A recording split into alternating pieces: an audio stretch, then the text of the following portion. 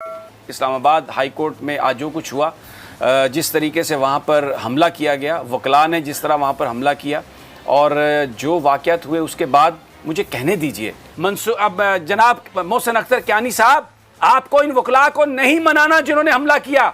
ये आप क्या बात कर रहे हैं कि आपने इनको मनाना है? ये जिरगा नहीं है, ये अदालत है।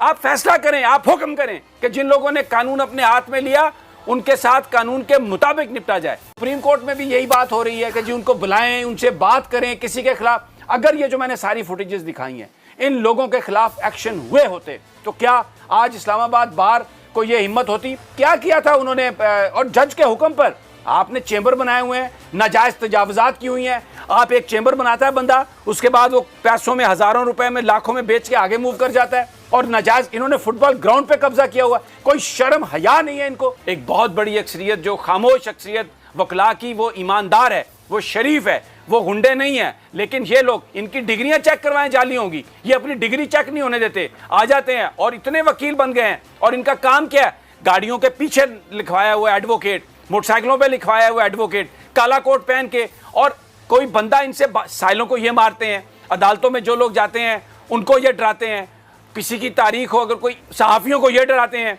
ये कहाँ से आपने ये एक ऐसा अफरीद क्रिएट किया? ये इसकी रिस्पॉन्सिबिलिटी आप पर है। ये बहुत ही एक अफसोसनाक बात। कायदे आज़म मोहम्मद अली जिन्ना का पेशा था वकालत, वो काला कोट पहनते थे और बड़े नामवर वकला। और आज भी पाकिस्तान के वकला की अक्सरियत जो है वो इस गुंडागर्दी की मुखालिफ है।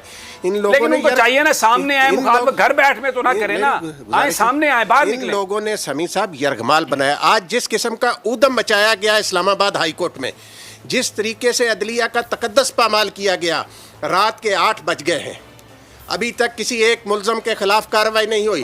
वज़ीर दाखिला शेख रशीद साहब जवाब दें, वज़ीर आज़म इमरान खान कानून की बालादस्ती की बात करते हैं, वो जवाब दें। समी साहब, आपने सही बात की तरफ इशारा किया है।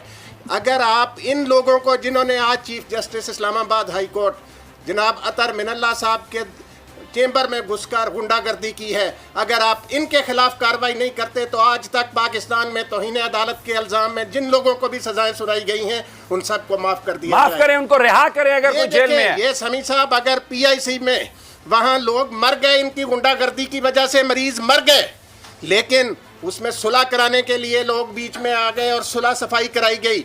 अगर इस तरीके से मामलात को निपटाया जाएगा तो फिर हालात इससे भी आगे बढ़ेंगे। ये कोई छोटी बात है? पाकिस्तान में वजीर आजम की यह जुर्रत नहीं है कि चीफ जस्टिस पाकिस्तान तलब करें और वो पेश ना हो। लेकिन इस्लामाबाद हाई कोर्ट के ओहदेदार इतने बड़े बासर लोग हैं कि पाकिस्तान के चीफ जस्टिस उन्हें तलब करते हैं और वो नहीं आते, तो समी साहब उनको पुलिस के जरिए बुलवाया जाए। यहाँ पर यहाँ नहीं छोड़ना चाहिए। मैं यहाँ पे ये बात भी करता हूँ कि ये अदालत की सैंक्टिटी, आज जो अदालत की रिट है, चीफ जस्टिस गुलजार साहब, आपकी तरफ पूरी कौम देख रही है।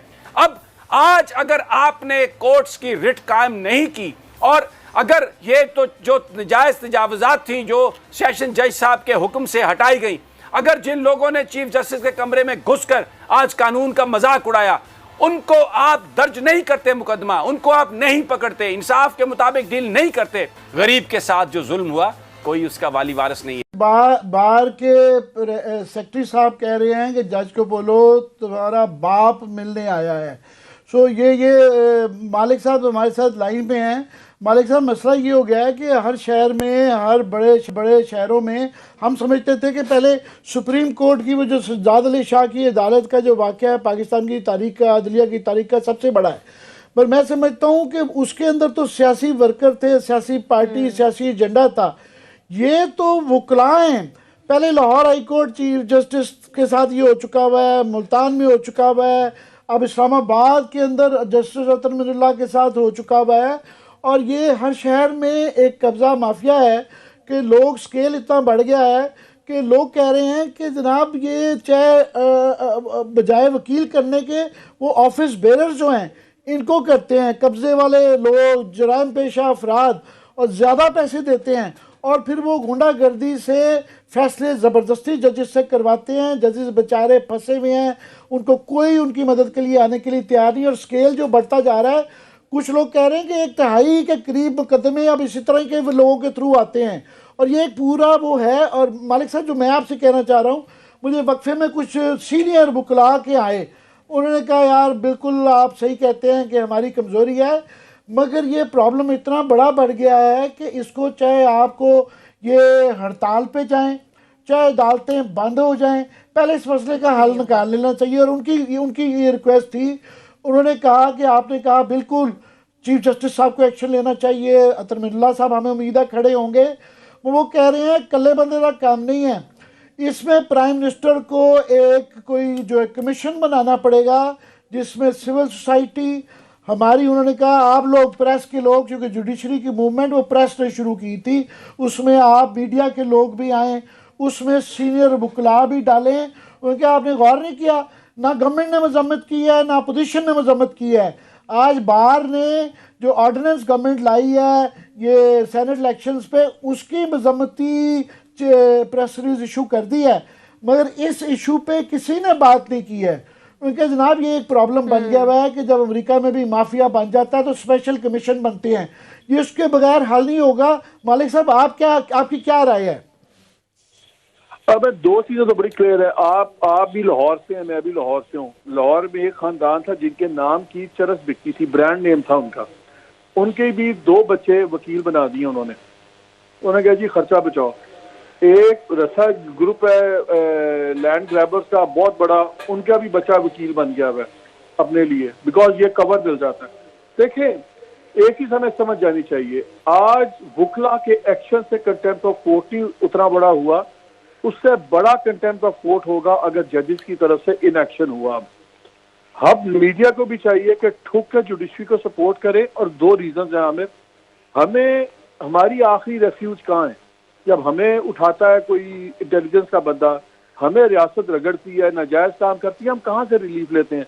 हम भी जुडिशरी से रिलीफ लेते हैं। अफोर्ड ही नहीं करते हम कि जुडिशरी या जजेस कमजोर हो इस मुल्क में, खास तौर पे हमारे मुल्क में जहाँ पे करप्शन है, जहाँ पे ब्रादरिज्म है, जहाँ पे लॉलेसनेस इतनी है। आखिरी रेफ्यूज हर गरीब अमीर कमजोर तगड़े हर बंदे की आखिरी रेफ्यूज है जुडिशरी। अगर जुडिशरी गिर गई ये मुल्क गिर जाएगा। ये एग्जैजरेशन नहीं है, ये इलेक्टोरल हम लफाजी नहीं कर रहे, ये फैक्ट ऑफ लाइफ है। अगर जजेस गिरे ये मुल्क गिर जाएगा, सीधी सी बात है। पहले यहाँ बड़े माफिया हैं, पॉलिटिकल माफियाज हैं, रिलीजियस माफियाज हैं, हर किस्म के माफिया यहाँ पे हैं। अब अगर वकला भी माफिया बन गए तो फिर तो अल्लाह ही रहम करेगा, सीधी सी बात है। अब वक्त आ गया है, बिल्कुल आपने ठीक कहा, कमीशन बने।